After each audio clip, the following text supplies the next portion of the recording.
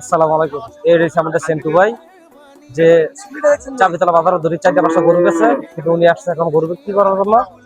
আচ্ছা যাক, গরু বাজার একটু জায়গা যাচ্ছি, কম্পাস বাজার ঐতিহ্যবাহী গরু বাজার। চল এদিকে দেখাই।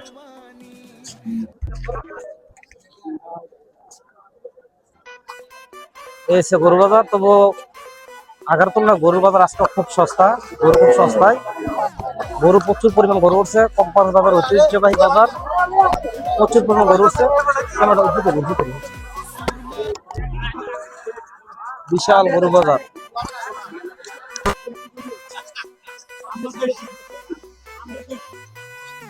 এই দেখেন গরু বাজারের গরুর অবস্থা, গরুর হারে তেমন বেশি ক্রেতা নাই আজকে বাজারে মিলেন।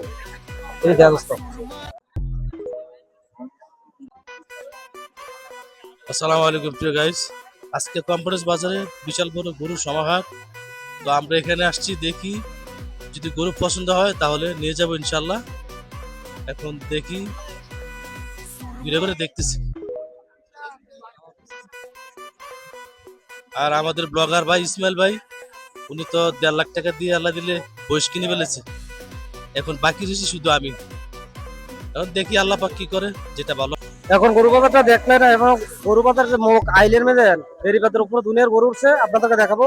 চল একটু দিকে আয়। এটা হচ্ছে বেরিবাদের উপর আমরা উঠতেছি। বেরিবাদের উপরে দুনিয়ার গরু উঠছে, প্রচুর পরিমাণ গরু উঠছে। আর আগের তুলনায় গরু বাজার এখন গরু খুবই কম। একটু দেখেন, দেখছেন বেরিবাদের উপরে গরু, বেরিবাদের উপরে কিন্তু প্রচুর পরিমাণ গরু উঠছে আজকে কম্পাস বাজারে।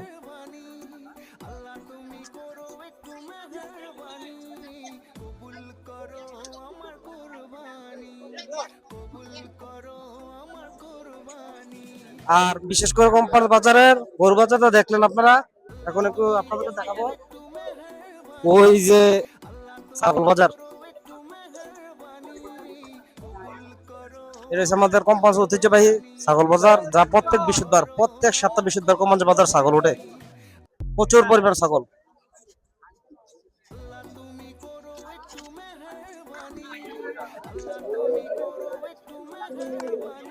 আরে বিশাল বড় এক ছাগল উঠছে। হ্যাঁ যা যা, আটটারে আটটারে আটটারে।